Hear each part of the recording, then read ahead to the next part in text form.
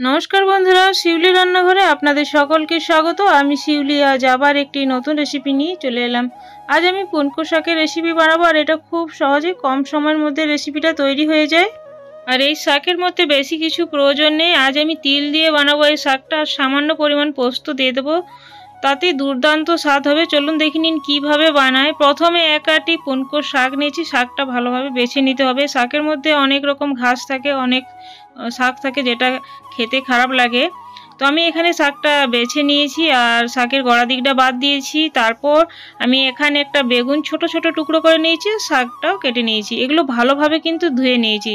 জল ঝরিয়ে ঝরিয়ে 2-3 বার ধুয়ে নিতে হবে, যাতে বালি না থেকে যায় শাকের মধ্যে। এবার কড়াই চাপিয়ে কড়াইটা গরম হওয়ার পর পরিমাণ মতো সরষের তেল দিয়ে নিলাম। রান্নাটা সরষের তেলে করব। সামান্য পরিমাণ কালো জিরে দিলাম আর একটা শুকনো লঙ্কা দিলাম। আপনারা চাইলে দুটোও দিতে পারেন। এবার ফোড়নটা কিছুক্ষণ আমি ভেজে নেব কয়েক সেকেন্ডের জন্য।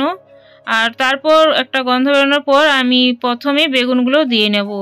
তো এখানে বেগুনটা দেওয়ার পর ভাজবো না, বেগুনটা দেওয়ার পরে শাকটা দিয়ে, আর আমি এখানে কিন্তু নাড়াবো না শাকটা, এভাবেই রেখে আঁচটা মিডিয়াম টু লোয়ের মধ্যে করে কিছুক্ষণের জন্য ঢাকা দিয়ে দেব।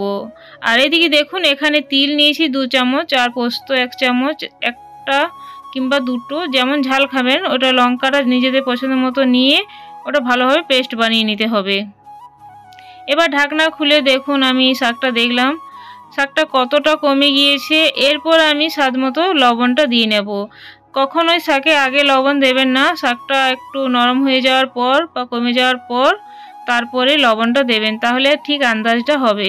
লবণ দেওয়ার পর কিন্তু শাক থেকে অনেকটাই জল বের হবে, আর এতেই শাকটা সেদ্ধ হয়ে যাবে। এখানে আমি আরেকবার ঢাকনা দিয়ে ঢেকে দেব, আর আঁচটা লো করে আরও কিছুক্ষণ ঢেকে রেখে দেবো। দেখুন কিছুক্ষণ পর ফিরে এলাম, আর শাক থেকে জল বেরিয়েছে আর সেদ্ধ হয়ে গিয়েছে বেগুনটা পুরোপুরি।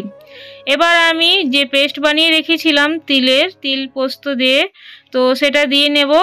আর এটা দেওয়ার পর ওই জার ধুয়ে জলও একটু দিয়ে নেব। এখানে কোনো এক্সট্রা জল ব্যবহার করব না, ওই জার ধুয়ে জল দেব, কারণ জারের মধ্যে অনেকটা লেগে থাকে। তো এভাবে দেওয়ার পর কিছুক্ষণ আরও কষিয়ে নিতে হবে, কারণ একটু জল জল হয়ে গেল, আর পোস্তটা একটু মাখো মাখো হলেই ভালো লাগবে। এই জলটা যতক্ষণ না শুকিয়ে যাচ্ছে ততক্ষণ এইভাবে নাড়িয়ে নিতে হবে।